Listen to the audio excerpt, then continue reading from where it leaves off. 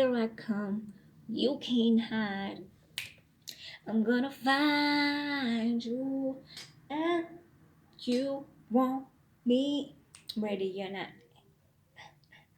Hello, everybody. How is everybody doing? Well, I'm good, thanks. And I know you're good too. I mean, you still alive, ain't you? Okay, so I'm back with another Thursday video, and this week is Andrei Chikatilo. I'm not sure if I'm pronouncing this. I'm not sure if I'm pronouncing his surname properly, but please forgive me. And we're going to Ukraine for today.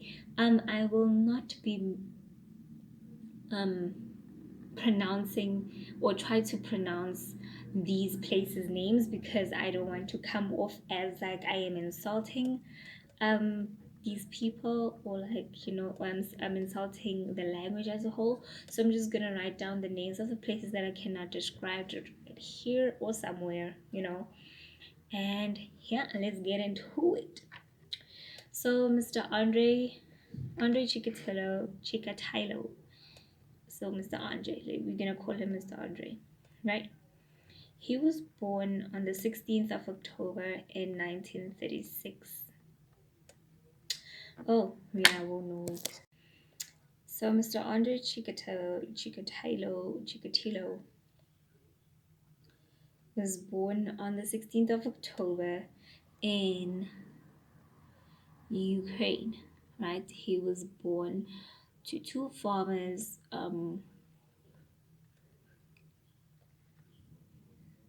Okay, and this was part of the crop when they like it was a famine. Like they were going through it. So they worked on a farm and they were not paid. They were not paid in money. They were paid in you get to plant your own food, or you get to use the land behind your hut to grow your own food. They lived in a hut, in a one-room hut, you know. So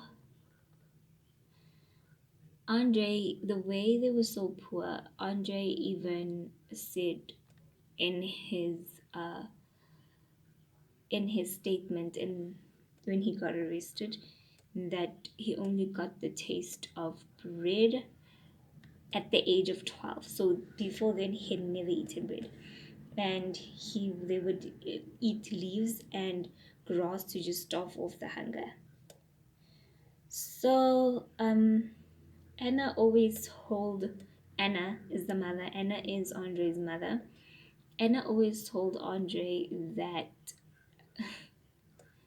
this is a speculation. Well, it isn't a speculation, but she always told Anna. She always told Andrei this, that his brother, his older brother, the one born before him, like 4 years prior to his birth, was kidnapped and was cannibalized by their neighbors because of hunger. But there was never evidence found exactly on how this happened or if it ever actually happened. And she said that this boy's name was Stefan or Steven.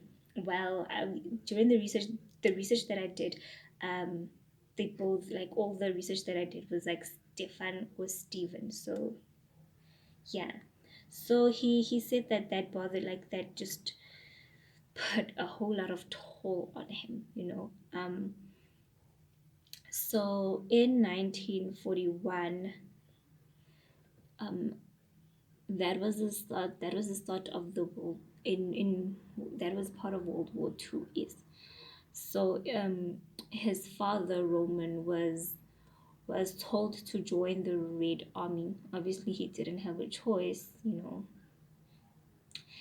And during battle he got injured and was captured. What am I doing with my hand?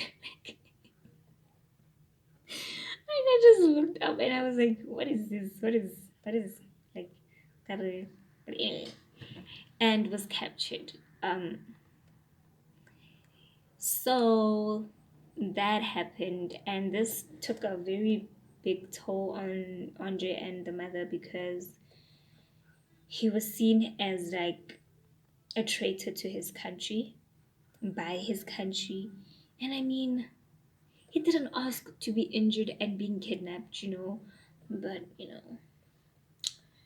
anywho, we were not there, right?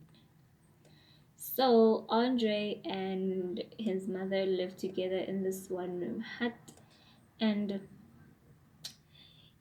Andre said that his childhood was just full of poverty, hunger, famine, and war. And you know, he says that there was even a point in time where his mother and himself had to go hide in ditches, and he even said that they had to one time witness their hut burning down.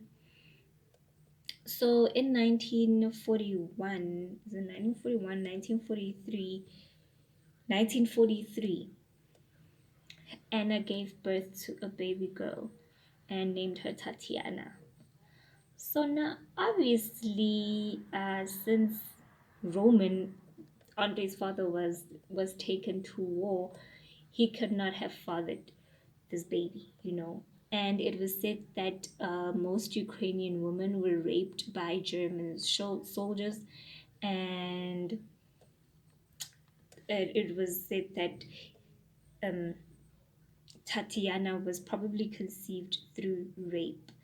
Um, and because Andre and his mother lived in a one-room hut, they said so perhaps so I'm sure it was never said. Well, he did mention it in his interview once, but he never was certain that saw he witnessed his mother being raped. But they lived in a one room hut, so he probably did. So yeah. So he later on went to school, and being poor and being hungry and being timid, it's not gonna work for you. Well, it's just you're bound to be bullied. And he later on had a huge swollen stomach because of the after the World War famine. Like, he just had a huge stomach because of the hunger, and it was told that he even sometimes fainted at school or at home because of how hungry he was. And he was chronically shy. He was extremely shy. Not that shy of like, I'm shy. Like, he could faint or like just pass out on how shy he was. So that attracted bullies. And he couldn't read aloud out in class, and that made him want to go study. He picked up a love for reading, so he read at home. Whenever he got the chance, he picked up the love to memorize and read. So he memorized and he studied at home mostly. And at the age of 14, he became the editor of his school's newspaper. So he was a smart guy. He was really, really smart. He was that guy, who minded his business and is really, really shy. But then later on, right in his teen years, he had a crush on a girl that he met during his newspaper, in his newspaper, what is it, newspaper group, newspaper, I don't know what to call these things, newspaper groups, like editor groups and stuff like that, and had a huge crush on her, but never got the chance to tell her because he was extremely shy. Like, he was extremely shy. He couldn't even look at any lady in the eye. But then when he went into puberty, he noticed that he had a dysfunction. I don't know if I should call this a dysfunction. Like, it was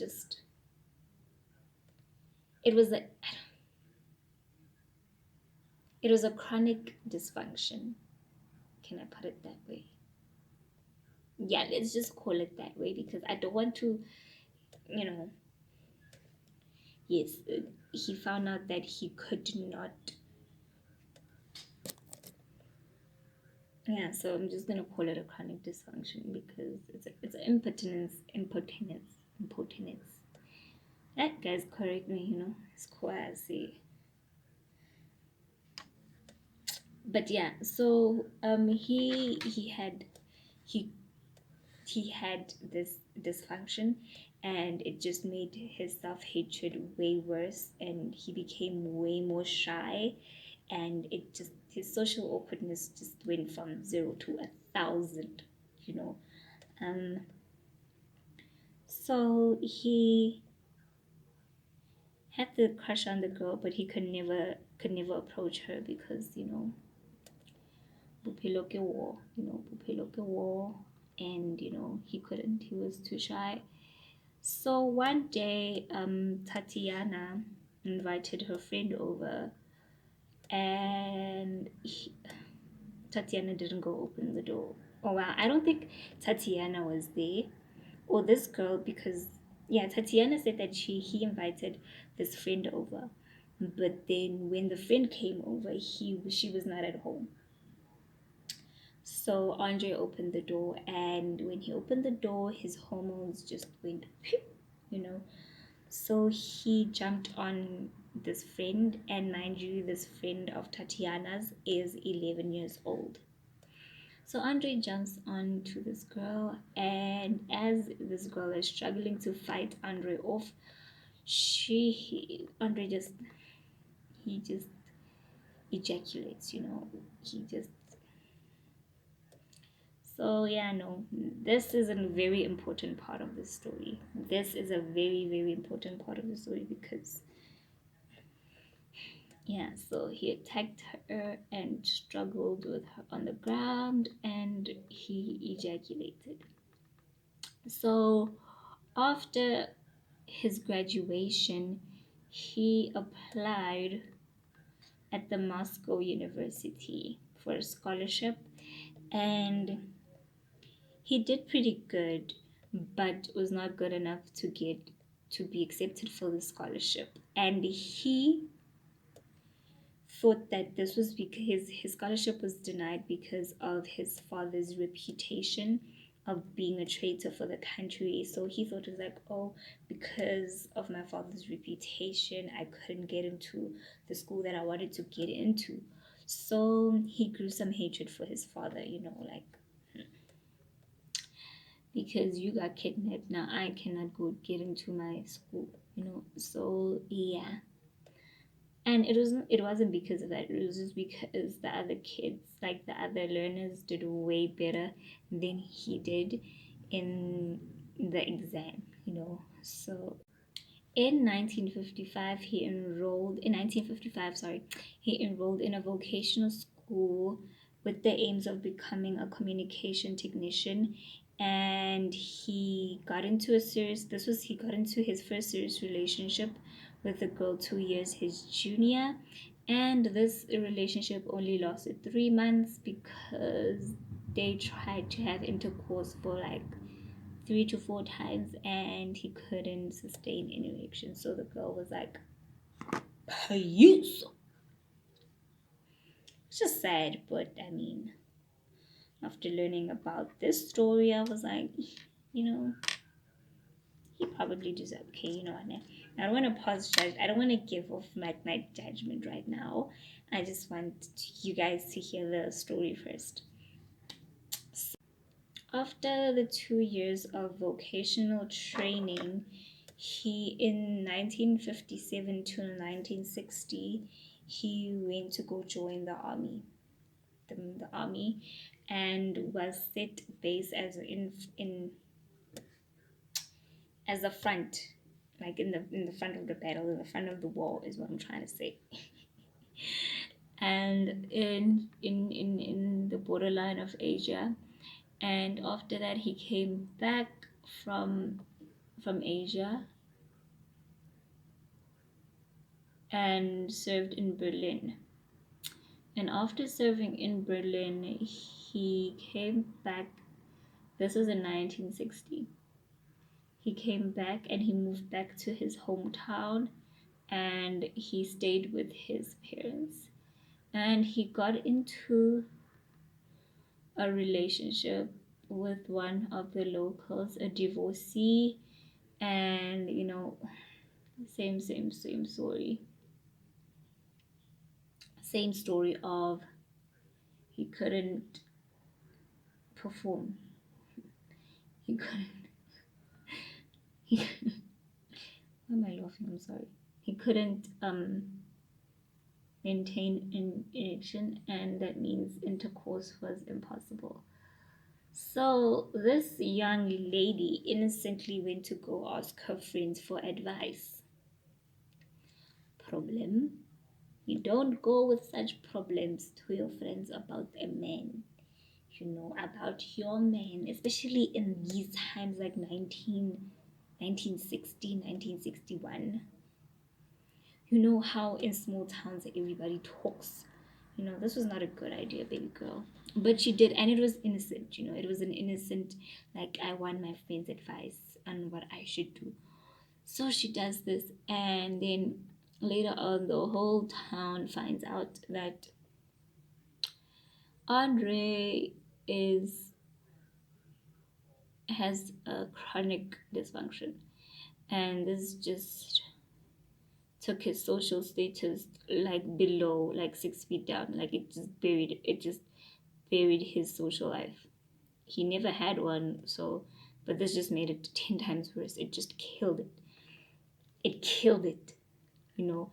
And he later mentioned that every young lady around the town went around and saying that he cannot perform and he is dysfunctional. And he later on said that he wanted to hang himself, and he was saved by his mother and the young neighbors around.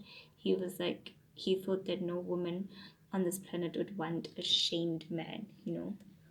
So he said that he left. He didn't want to be seen in his hometown anymore, so he left. He got a job. He moved uptown to. So in 1961 he relocated and found a job in this place in Rostov. Sorry, I tried to pronounce it, because yeah. He found it as a communications engineer, so he also got his own apartment. And I mean, he was happy about his apartment, coming from living in a one-room hut. It was a big. I think this wing is like really, really short. Yeah. So he got his own place, and he was super excited about it. And that year, Tatiana was finishing her school year, so she also later on, like in that same year, moved to go stay with her brother.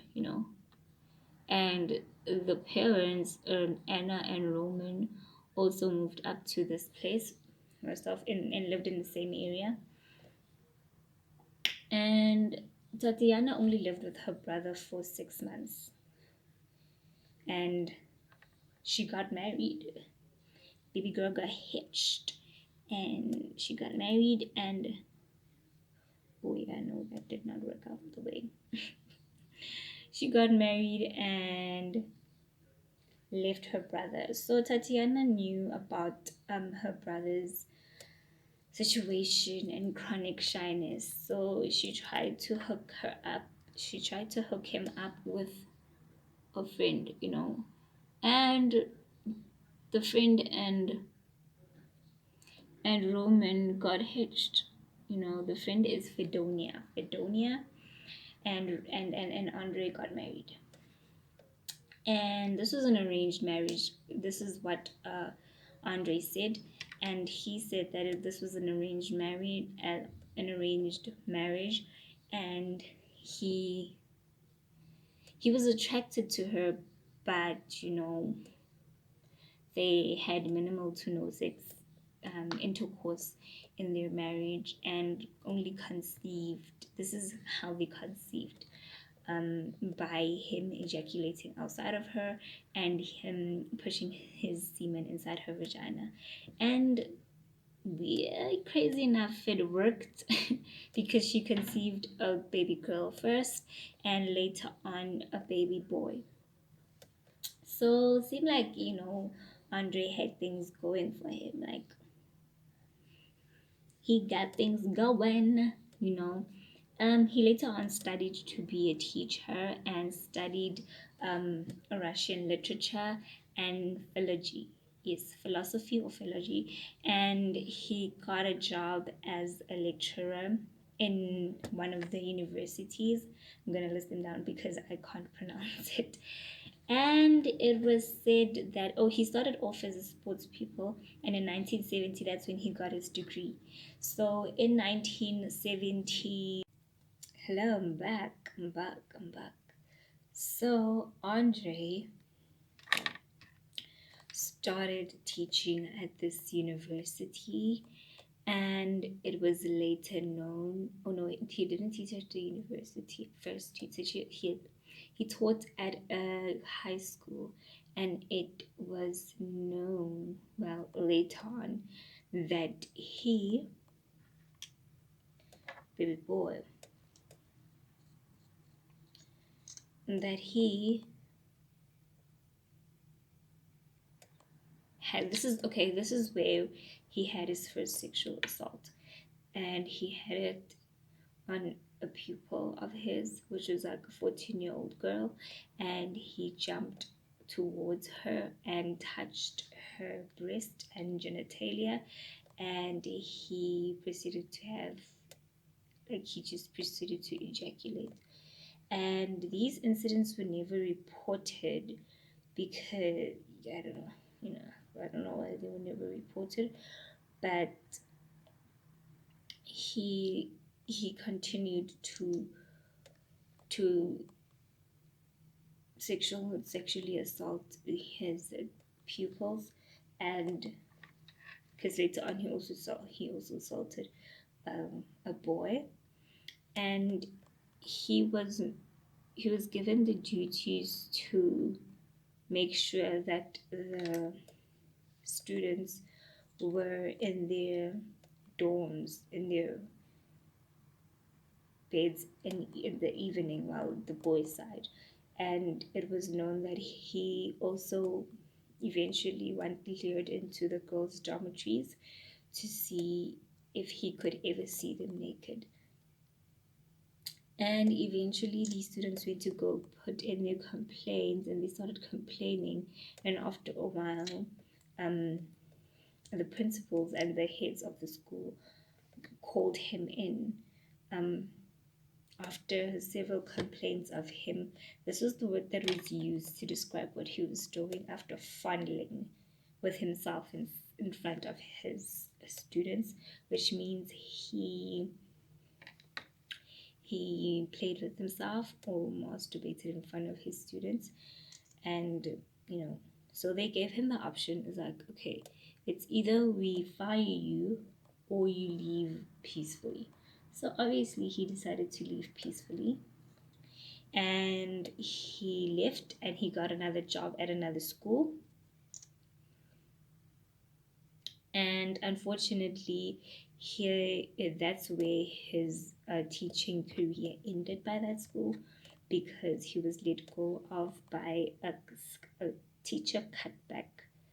And after that, he could not find another job at another school because of his reputation from him sexually assaulting students. So he leaves, he stops teaching altogether, and I think this upsets his wife, because this was the one thing she could brag about, that, oh, my husband is a teacher. So now the husband is not a teacher anymore, and so he gets a job.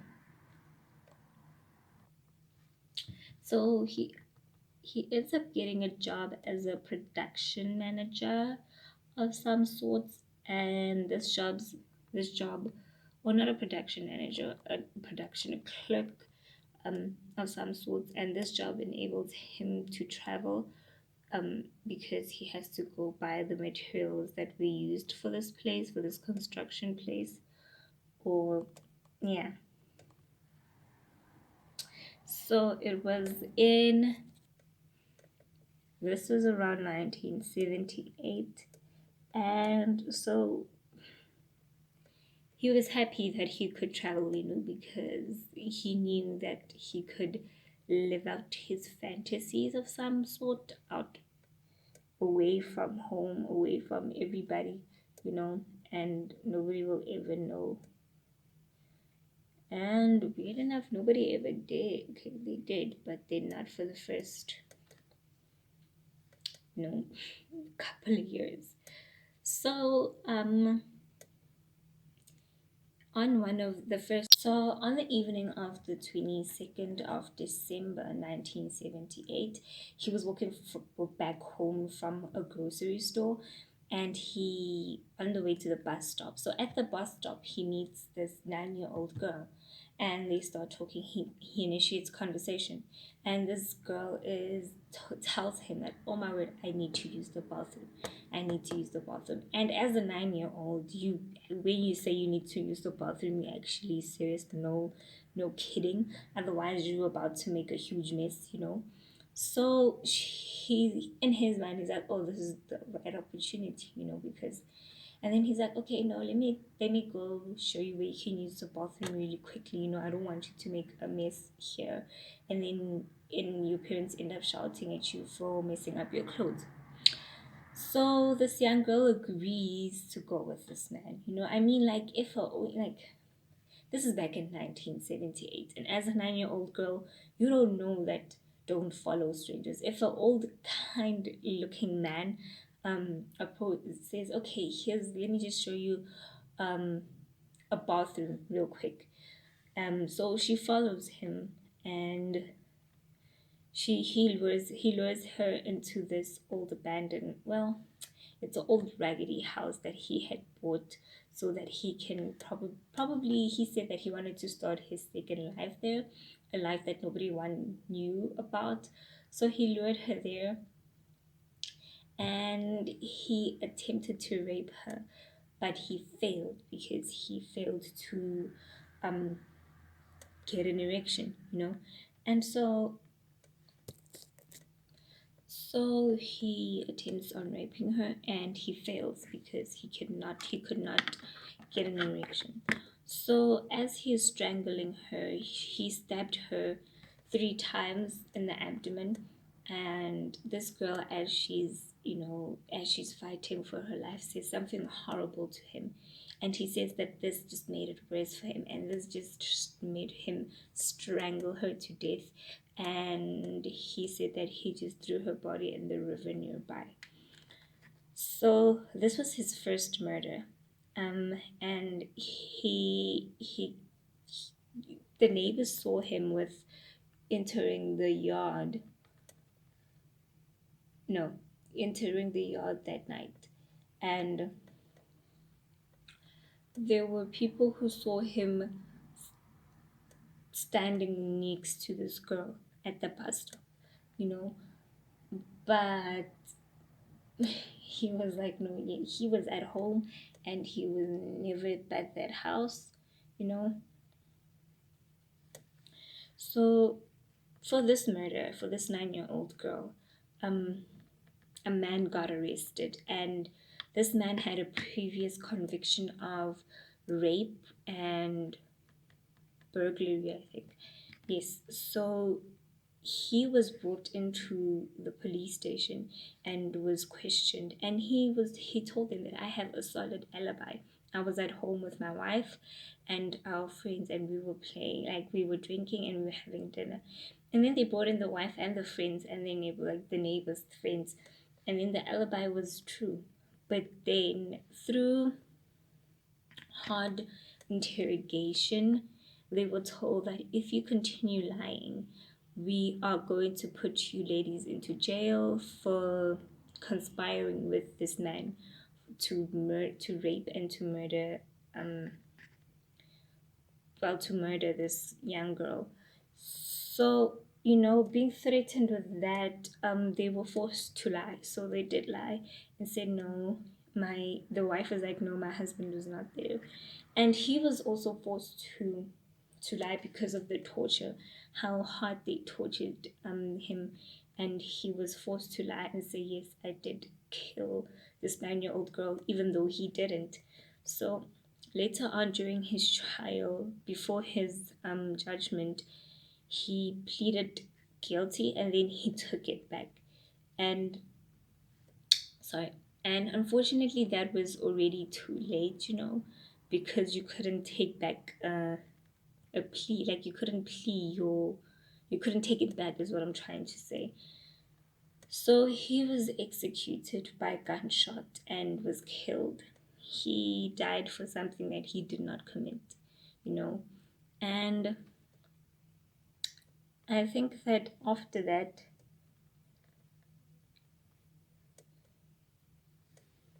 it gave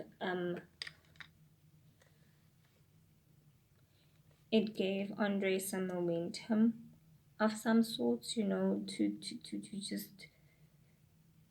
Oh, the reason why they couldn't convict him of this was that they found semen on this 9-year-old girl's body, and it was type AB, So they brought him in and they tested him, and he was type A. So he this chronic, like, he had a mafia, like he had some sort of brain illness or something, where his brain is, one side of the brain is like swollen up way more than it's supposed to be. So when you tested, he was one of those rare people that when you tested him for his blood type, you had to test him through his blood, not his body fluids. Am I making sense? I hope I am. So when they tested him, they didn't test him through his blood, they tested him through his body fluids, and that just gave it off as just being blood type A. And when in fact, if they tested him, he would have shown that it's a match for blood type AB. So that's why they gave me, like, oh, since you are not the type, like, you're not matching, since your blood type is not matching, there's no possible way that you could have killed this girl. So I think he thought, let me use this to my advantage, I'm never gonna get caught or something like that. And yeah, like, this is, do you know what, I feel like this person murdered 56 people, and from the ages of 9 till 24, 25, no, 9, 8, like from the ages of 9 till 30. So he only got young victims, and he killed 56 people. So he continued on his killing spree, and he later got, in September, the 3rd of September 1981, he lured a 17-year-old girl. He was coming out of the library, the local city library center, and saw this girl standing by the library, and he lured her. It's like, oh, let's go have fun, let's go drink, let's go party, like, let's go chill, let's go drink some vodka, and let's go relax. So this girl got tricked into doing this, and she followed him, and he lured her into a place where that it was hidden, and he pulled her into a nearby bush and he attacked her. And he didn't have any knife with him, so he used a stick and his mouth to mutilate her body. So as he was trying to rape her, obviously he couldn't, because he couldn't attain any erection, So he bit off her nipple and just kept on hitting her with a stick.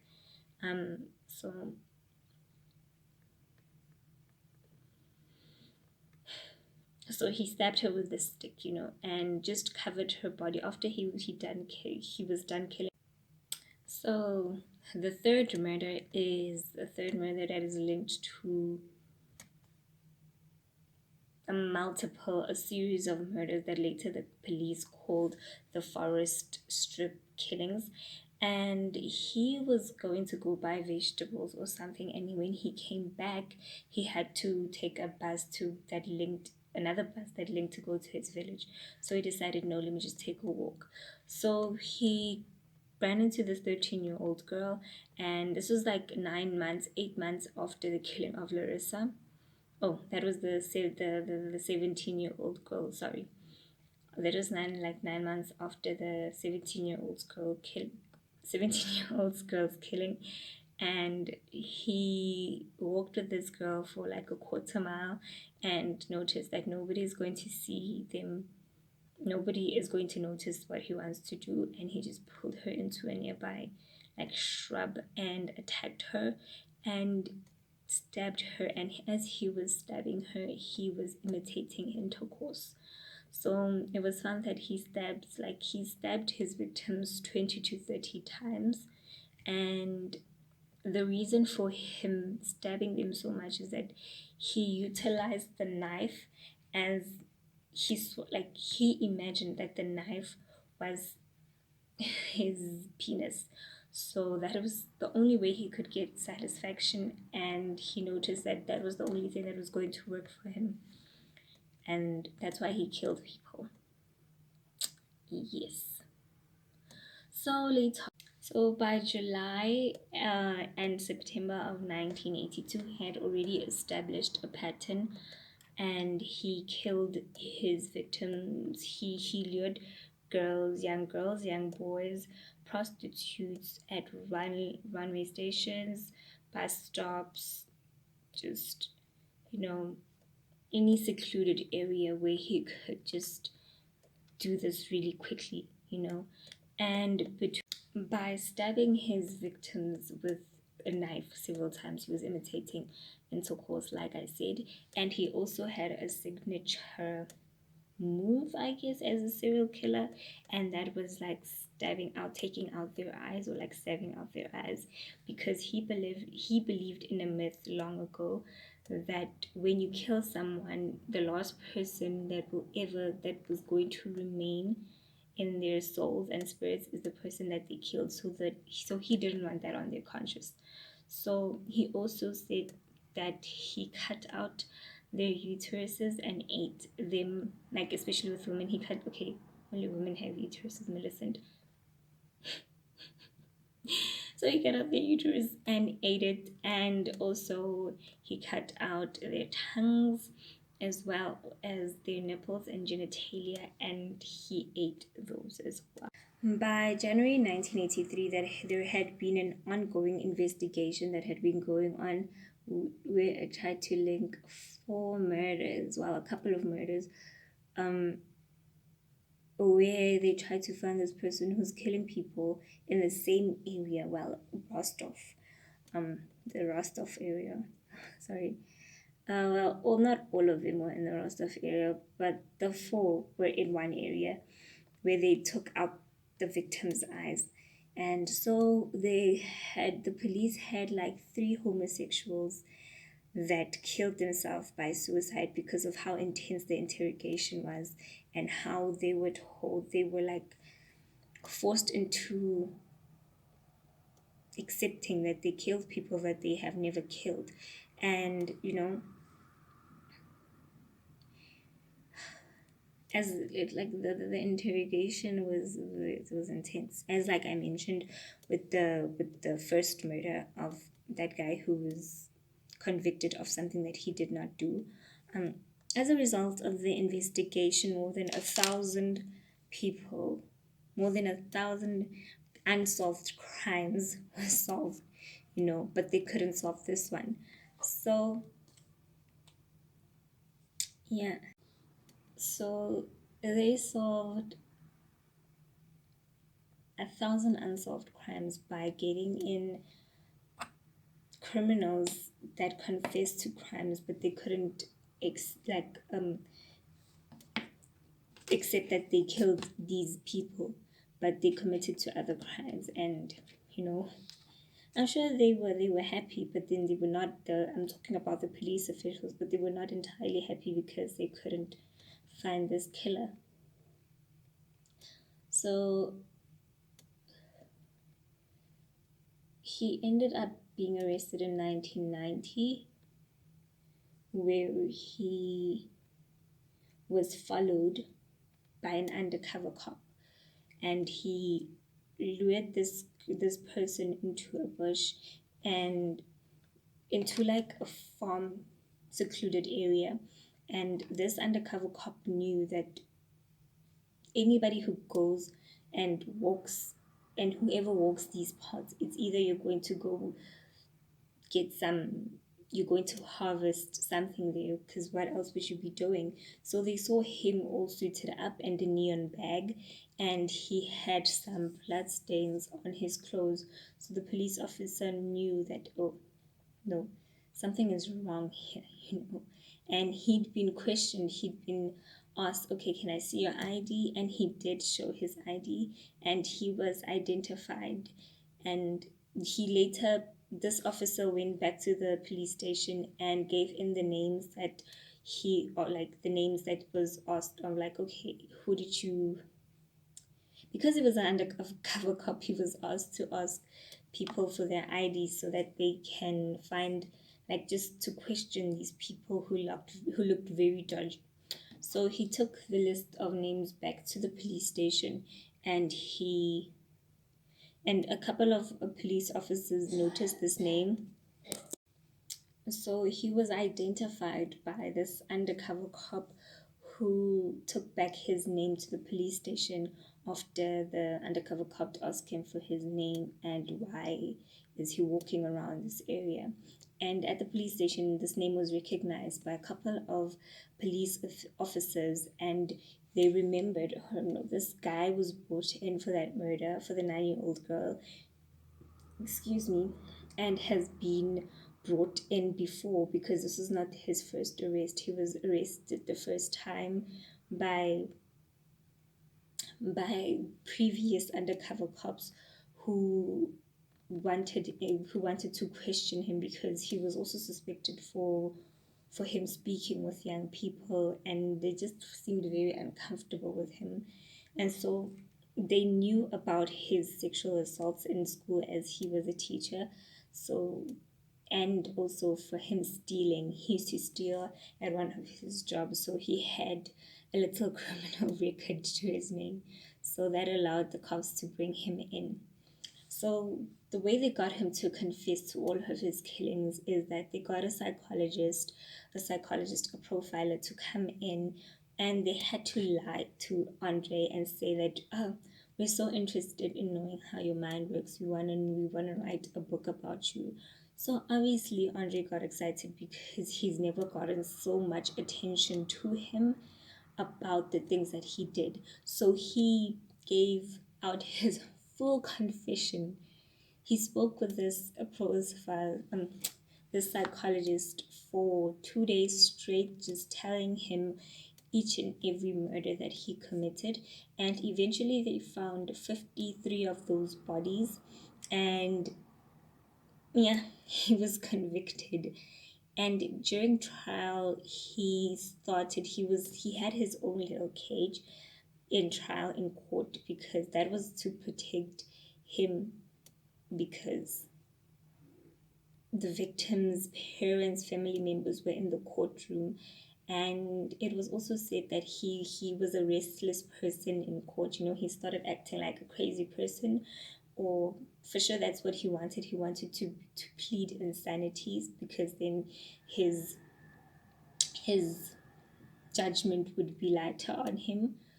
But unfortunately that did not work. It was even said, okay, there is evidence of him just standing in front of the courtroom and just pulling down his pants and just showing everybody his genitalia, and it was a crazy time. So eventually he got the death penalty and he passed on. There was never mentioned what happened to his wife, nor his sister, or his parents. So I guess they didn't want to associate with him anymore because of they saw that the type of person he is, and after the first sexual assaults that were reported, they were like, yeah, no, okay. Even the wife, at first the wife took the sexual assault and him being interested in young people as a joke, and then perhaps she later on realized that no, there's actually something wrong with this person, you know. So that is the story of Mr. Andrei, who utilized a knife as a penis and killed people, and who stabbed them 20 to 30 times as a sign of intercourse. Well, I hope you guys enjoyed that story, and I hope you enjoy my cute purple makeup look. Okay, bye. I love you. Hope you subscribe. And I promise that I will be consistent. I love you. Bye.